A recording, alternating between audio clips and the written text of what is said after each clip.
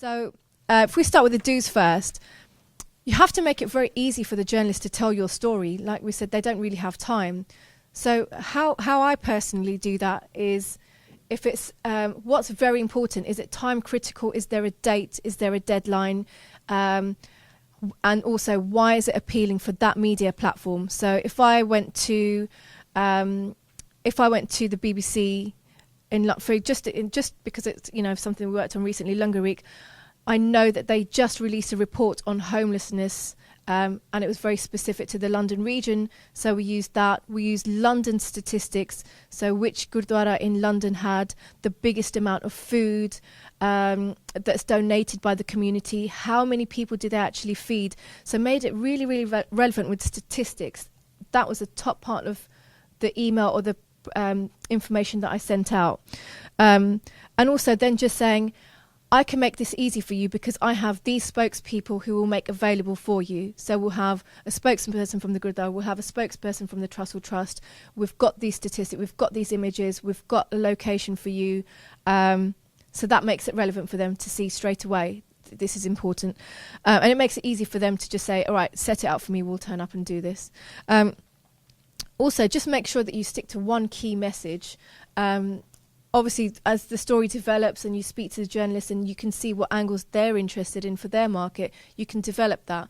But if throughout everything that you're saying on social media, on your press releases, on your interviews, if you stick to that one key message that you want everyone to remember, that repetition also helps kind of feed through to media. And also lead times. So, for example, if you're going to like a print publication that is, say you're going to the Sunday Times, it's every week. So they might have a little bit extra time, and also they have their features. So they have their feature supplement that's repeated like once every 2 weeks. So you know that to get through to them, it's still going to take like maybe 8-10 weeks because they have to go through the process of editorial, then they decide on the story, then you have to work on it, then they want pictures. So that process is a lot longer. And just remember that, for example, with TV, like Tadinda said, breaking news might be straight away. So usually if you're on a feed and you're aware of stories, if something breaks, like we did a story with Sky News, they mentioned something in their report. Again, it was actually about 84. So we got somebody in to say, okay, you did that in the morning, but here's a Sikh perspective, use the Sikh person, and it went live. So that was really good. So just be aware of the time limit you have to speak to everybody. When media do post something out, what works really good to cement that relationship with that journalist and the outlet is if you also then continue to share it with your network. For instance, unfortunately ITV didn't have the time to cover the Lunga event, but they put it online and socially, and that was shared so much. And it also, went back to say thank you, and it continued being shared. So please also share what everyone else is kind of giving you as coverage. Something really, really important, when you send a story out to media, personalize that email to them. The worst thing you can do is cut and paste it to 5 people in the same paper. They go into the meeting thinking it's their story, and it's not. That's like a dead kind of, that's going to go into the bin straight away. So it takes a longer time. But if you personalize it and say, hi, Tony, I saw that you wrote a report on X, Y, and Z. I've got this story for you, and I think it would be good for your audience because of this, and I think it would be good for you to tell this story because I've read and I see your sensitivities to that subject. So that personalisation really helps. Again, just make sure that you watch, read, communicate with the media that you potentially want to liaise with. So, for example, like Baji Herikiana, that you'd probably follow journalists that look at crime, social, and kind of drug and alcohol abuse, substance stories, so that you know what they're talking about. It makes it easy for you and for them to recognise what you're doing. Sometimes also, rather than having a huge array of coverage, it might be that, for example, SWAT did a great campaign where they worked only with the Evening Standard. Now, they chose quality over quantity coverage.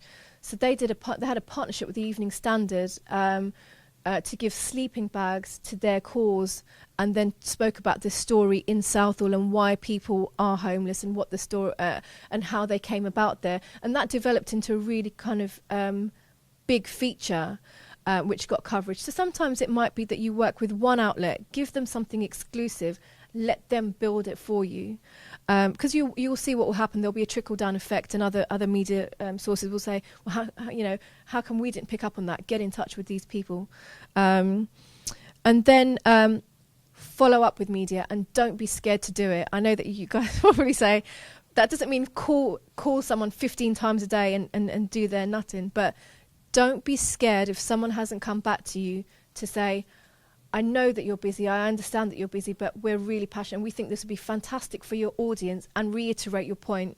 So media have power, but so do we as a community. So just don't be a bit fearless with that.